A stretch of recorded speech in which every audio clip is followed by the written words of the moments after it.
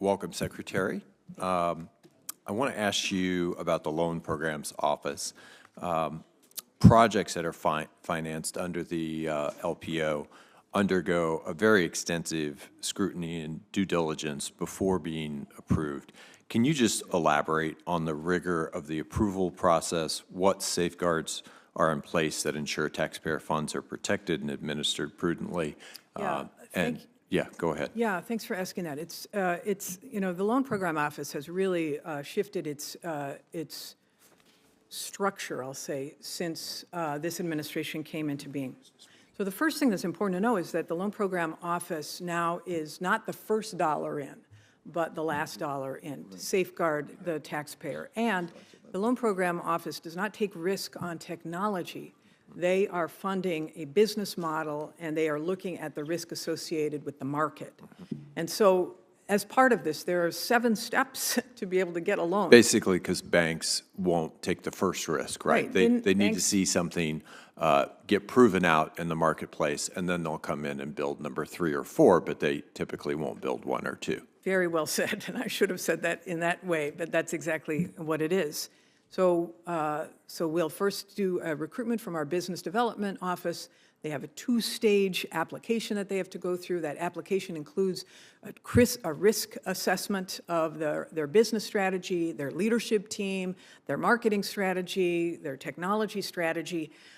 Then there is an approval in a second part, and then it goes to due diligence, and then it goes to a conditional commitment, and then it goes to, before it goes to a conditional commitment, it goes to the interagency for review, Treasury, it goes to management and budget, comes back, there's a conditional commitment, there's a financial close, and then there is monitoring. So there's all sorts of steps that And in those steps, are political appointees involved, or is that being done by professional staff? No, those are all, other than the recruiting, which Jigar does, it is all done by professional federal employees.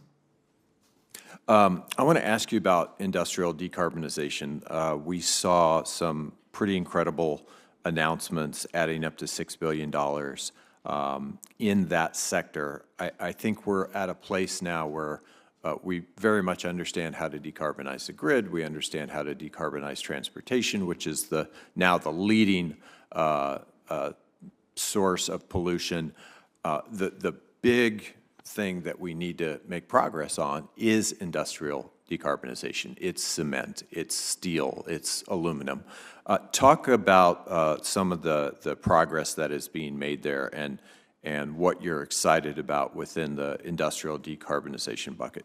Yeah, this is such a great story because there, again, has not been a decision on the part of the federal government to really invest in the technologies that decarbonize the hardest to decarbonize sectors. So the funding that has gone out under the Industrial Decarbonization Program went to all range of technologies, including cement to help make green cement, steel to help make green steel, to glass, all these glass providers, glass producers.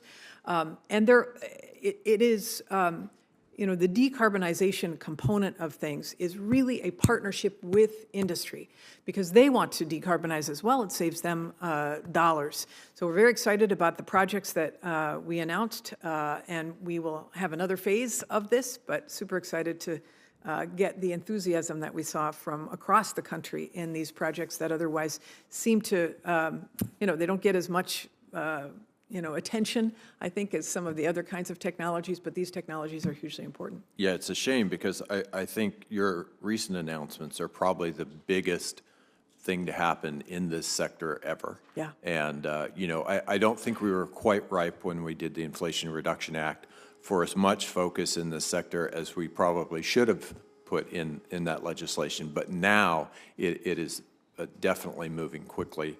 I want to ask you one last question with my remaining time.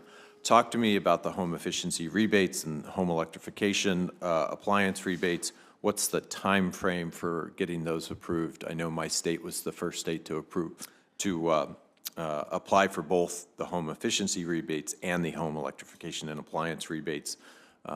How's that coming Thanks along? for your leadership on this, by the way, because I know part of this was your baby. And these states are very excited about it. There are 16 states in the pipeline.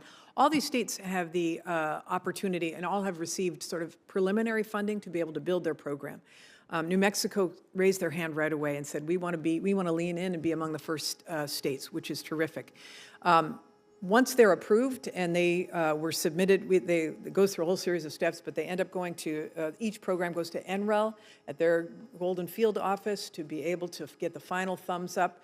Once that happens, all the funding goes to the states. And so for them to build their program.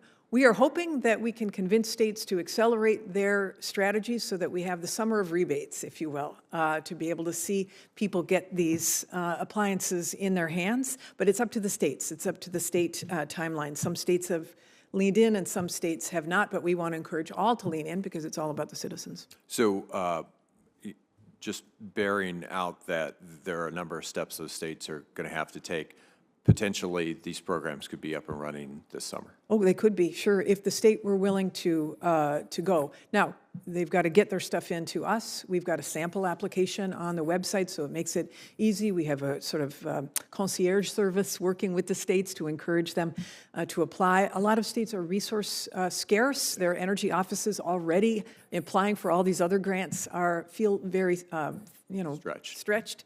So that's why getting that initial money so they can hire up to be able to do the program is very important, and I understand that that takes time, but we're eager to encourage those who can to do the summer of rebates.